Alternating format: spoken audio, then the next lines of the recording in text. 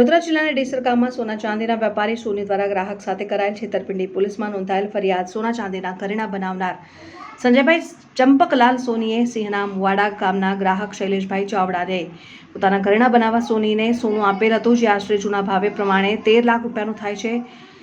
સોની પાસે વારંવાર બનેલ ઘરેણાં માંગતા સોનીએ ઘરેણાં બનાવીને આપવા માટે રોજે રોજ વાયદા કરતા આખરે કંટાળીને શૈલેષભાઈ સોની વિરુદ્ધ પોલીસ મથકે ફરિયાદ નોંધાવતા પોલીસે મોડી રાત્રે સંજયભાઈ ચંપકલાલ સોનીને અટકાયત કરી આ બાબતે આગળની કાર્યવાહી હાથ ધરેલ। હા, સોની વેપારી સામે હાલ છેતરપિંડીની 10 થી 12 ફરિયાદ છે। સોનાના વેપારીઓમાં અને તાલુકા વાસીઓમાં ચકચાર। ચાવડા શૈલેષકુમાર છત્રસિંહ, હું મૂળ સિન્ના મુવાડાનો રહેવાસી છું અને આજથી લગભગ ગઈ સાલ 7/8/2025ના રોજ મેં મારી જૂની રકમો બનાવવા માટે થઈ સંજયભાઈ ચંપકલાલ સોનીને ડેસરમાં આપી હતી, જે આજ સુધી એને પરત આપી નથી।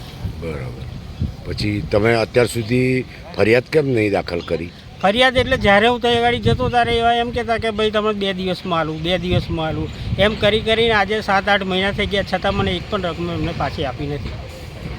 કેટલી છે તમારી કુલ રકમો? મારી લગભગ 6.5 તોલા જેવું સોનું મારું લીગેલી છે, જે મેં બનાવવા આપ્યું હતું, અને એના સિવાય એક સોનાનું પેન્ડલ છે, અને મારા સિસ્ટરની એક લોકેટ છે 2 તોલાનું, અને મારા ભાઈની ચેન છે। એટલે કુલ થઈને કેટલું થાય છે? બધું થઈને લગભગ 10 તોલા જેવું થાય છે તમારું? હા।